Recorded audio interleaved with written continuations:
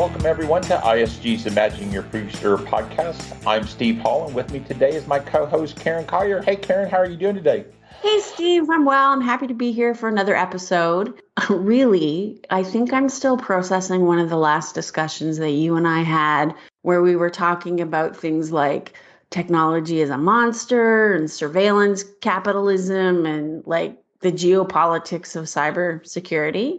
And I think that our guest today, Sandeep Kalra, who's the CEO of Persistent Systems, might just have some insights for us on these topics and others that he'd be willing to share. So welcome, Sandeep. Thank you, Karen and Steve. Happy to be here. Yeah, great. Sandeep, welcome. Thank you so much for joining. And you and I have known each other for a lot of years, so really excited to have you on the podcast. I think a lot of people know you, Sandeep, but they may not be familiar with the Persistent brand. So why don't you just start off with some introductions and share the Persistent story?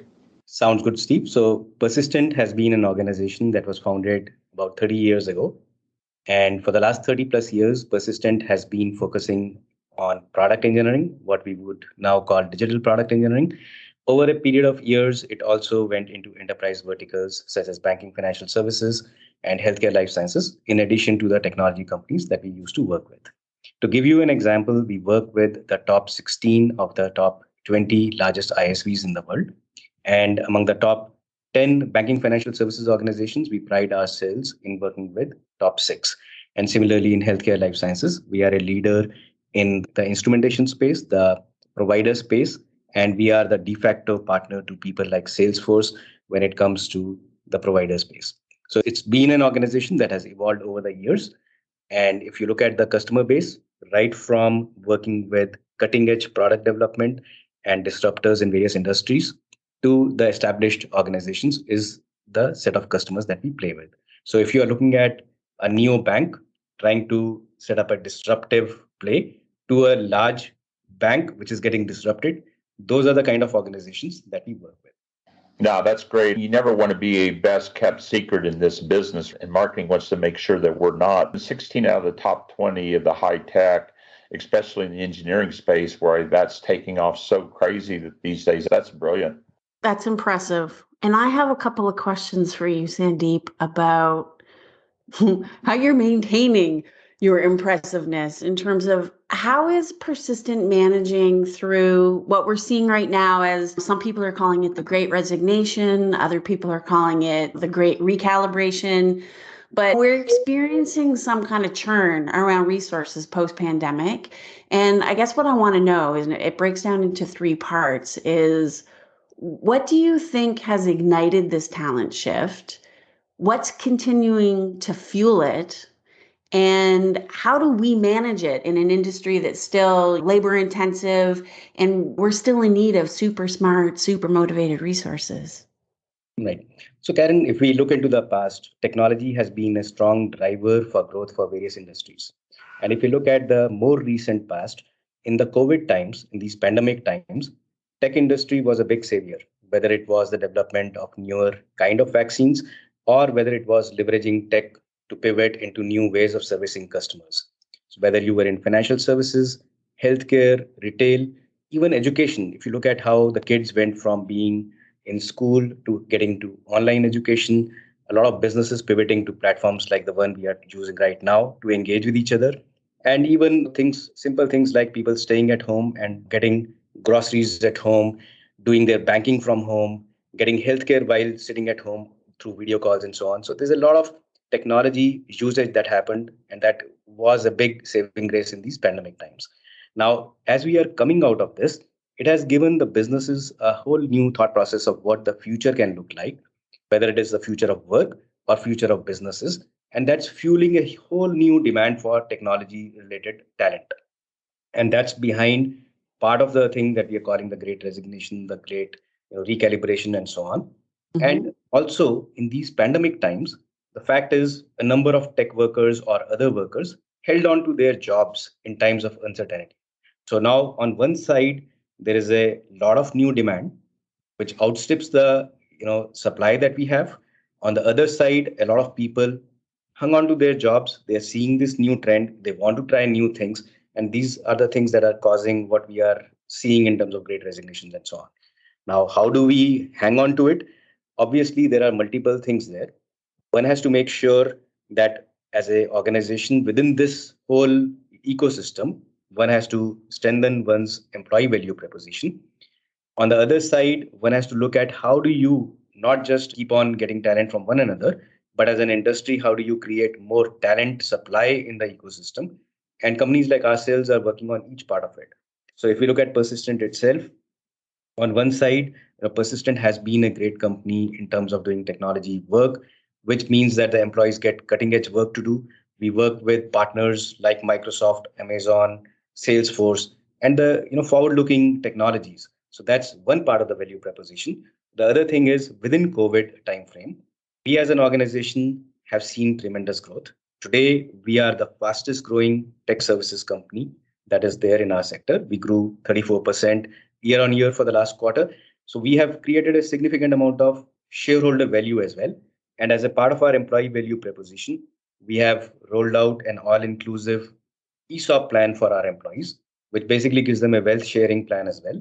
So we are working through this in terms of solidifying our employee value proposition, good work environment, good wealth sharing. And last but not the least, while we do this, we are also working to create new talent supply. We are hiring fresh graduates, training them. We are hiring people from other sectors, training them for the kind of demand that we are seeing on digital skills. So that's our contribution towards making sure while the great resignation happens, we as a company thrive through this, and we as a company also contribute to creating more talent. Okay, I want to pick up on what you were saying about tremendous growth, and I'm imagining to manage that kind of growth, leadership over the last several years has been critical to your organization. So, what leadership lessons did you learn during the pandemic, and how is that shaping your leadership style today? So the past 2 years have been very interesting given the pandemic times, both professionally and personally for me. And I took over as the CEO in the middle of the pandemic, roughly about a year to 3 months back, and I've been with Persistent for about 2.5 years.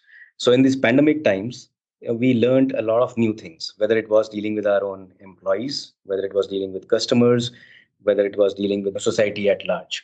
Now, let me take each one of them and the learnings from there. So when we look at our employees, all of a sudden we went from the employees coming to the office to employees working from anywhere. And we had to support the entire infrastructure, the entire ecosystem in terms of enabling them and then making sure they were productive, they were healthy. And at times, there were pandemic waves going through different geographies at different times.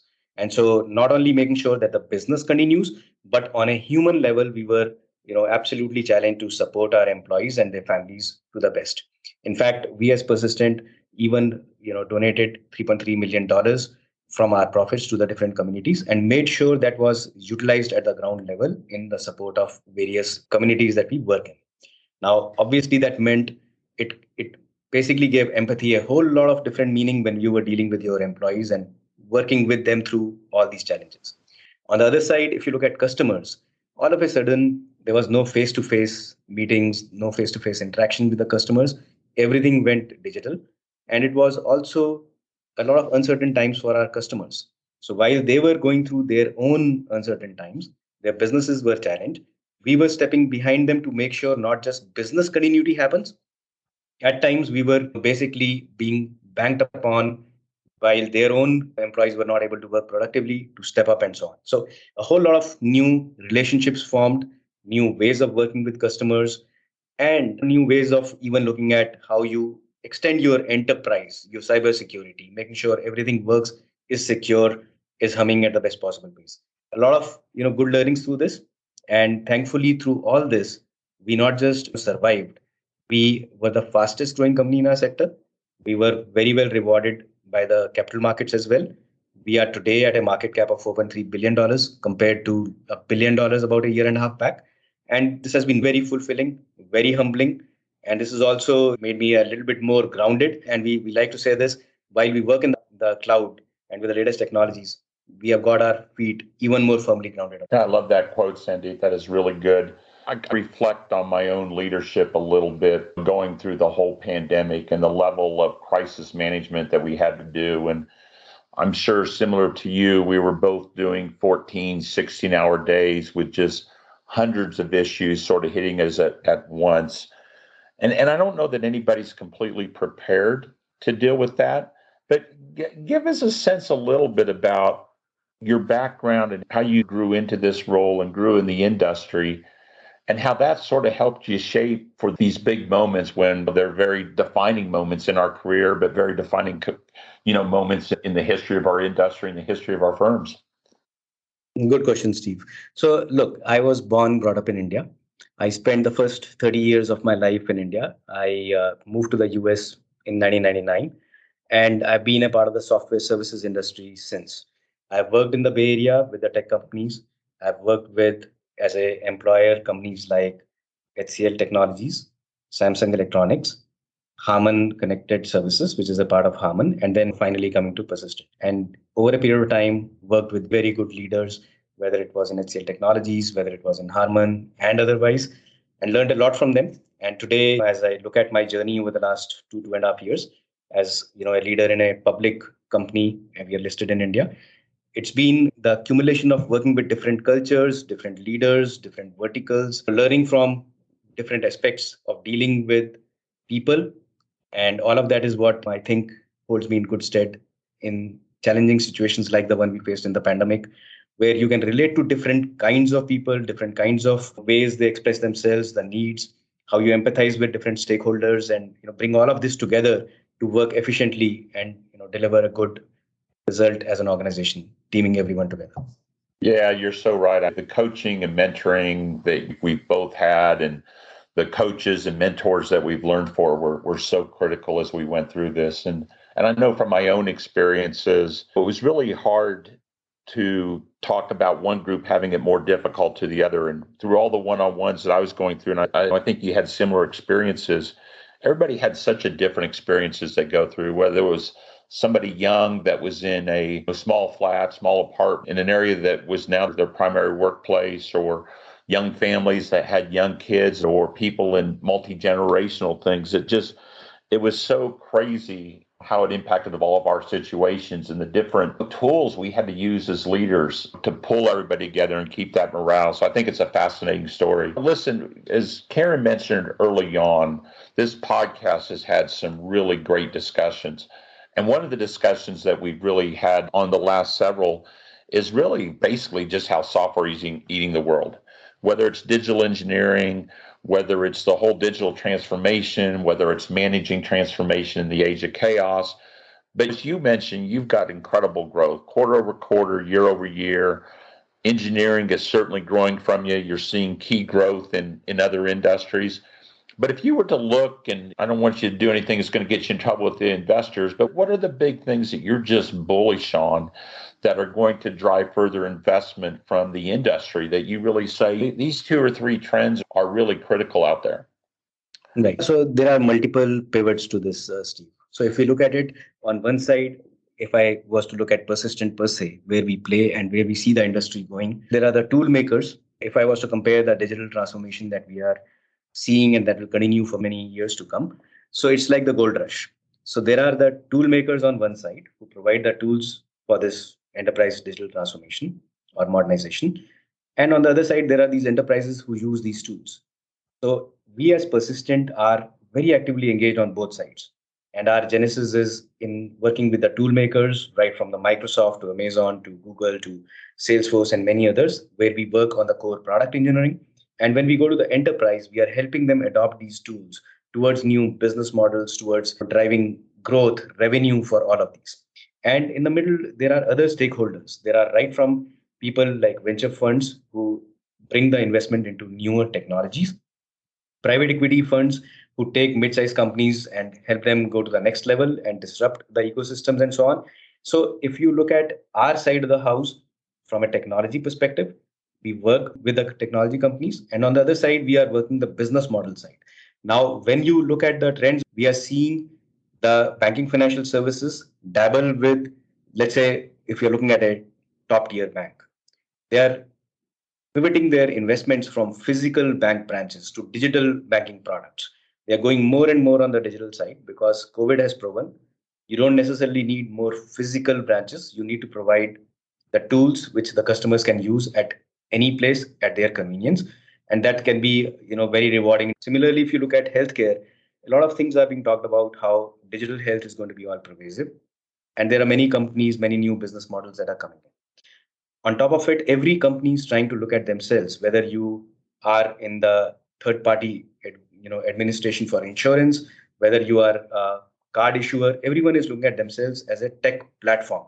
So more and more we are seeing everyone in tech becoming more platform centric, internal, external, even banking, financial services companies calling them tech companies, and so on. So a longer term trend for us seems to be using technology, becoming technology centric, and we will see many of these newer things like the metaverse, the whole crypto part, and a lot of these things also coming. I want to dig a little deeper, Sandeep, because one of the things that the Imagine Your Future podcast talks about, obviously, is what technologies are hot and what trends are shaping our immediate future. And you said one of the words that I'm really interested in terms of metaverse. So if you think of like electric vehicles, quantum computing, the metaverse, these technologies can be hugely disruptive, but are also going to provide a lot of growth in the future for organizations.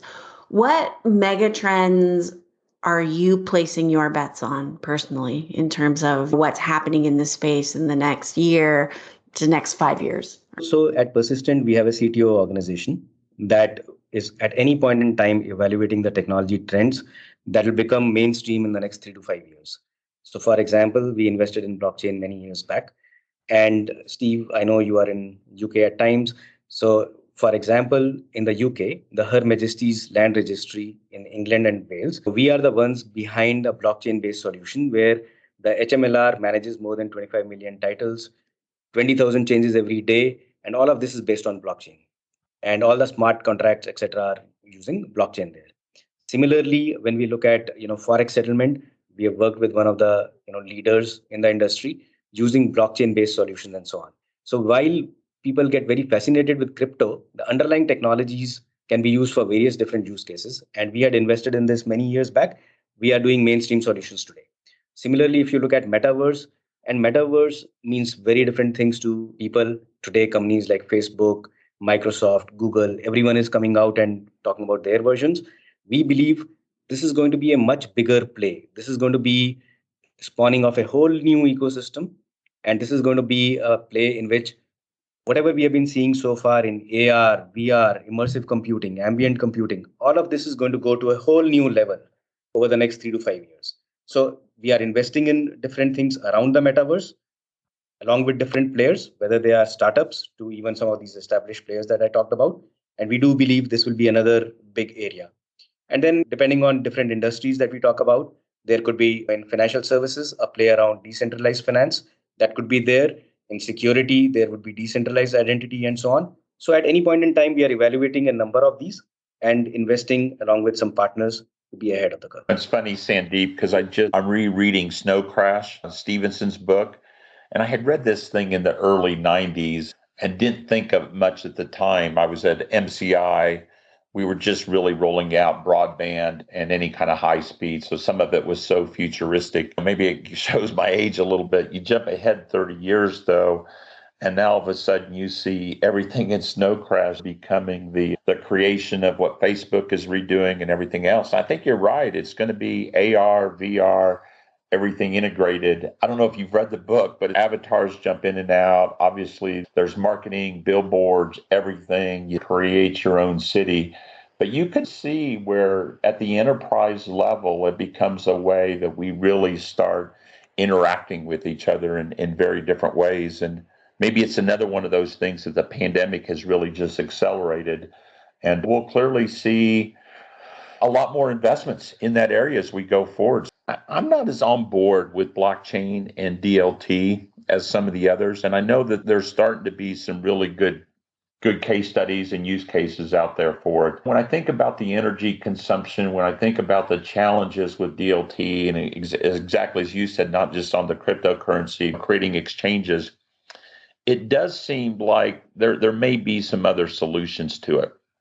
Certainly, we know COP26 just happened. I think they were in, Rome a couple of weeks ago, and for the climate discussions, and then they were in Scotland for COP26 in Edinburgh for everything.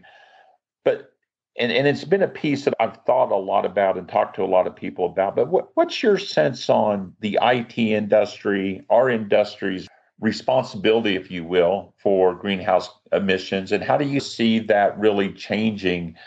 And looking to the future, how do you see the industry accelerating the move to net zero? And what's our role? So first of all, this COP26, while I don't think people achieved what they wanted to achieve, but look, these are very complex issues we are all dealing with. And there are so many different interests.